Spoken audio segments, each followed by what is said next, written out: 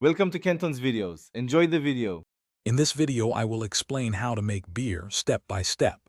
First, we begin with mashing, where crushed malted grains are mixed with hot water. This step, typically at 150 to 158 degrees Fahrenheit, activates enzymes that convert starches into fermentable sugars. You'll want to hold this temperature for about 60 minutes. This sugary liquid, called wort, is the foundation of your beer, determining its body and flavor profile. It's a crucial first step in crafting your own brew. Next, we move to sparging, which involves rinsing the grain bed with hot water, usually around 170 degrees Fahrenheit, to collect all the remaining sugary liquid. After sparging, the wort is brought to a vigorous boil for 60 to 90 minutes. During this boil, hops are added at various stages.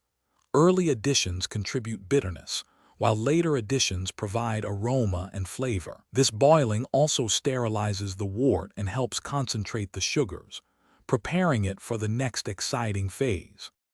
Once the boil is complete, the wort must be rapidly cooled to the appropriate yeast pitching temperature, usually between 60 and 75 degrees Fahrenheit, to prevent off flavors. Then, transfer the cooled wort into a sanitized fermenter. This is where the magic happens.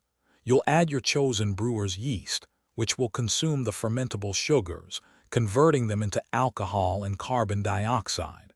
This fermentation process typically takes 1 to 3 weeks, depending on the yeast strain and beer style. Finally, it's time for bottling or kegging your homemade brew. Before packaging, a small amount of priming sugar is added to the fermented beer. This sugar provides the yeast with a final food source to create natural carbonation in the sealed container. Carefully transfer the beer into sanitized bottles or a keg, minimizing oxygen exposure.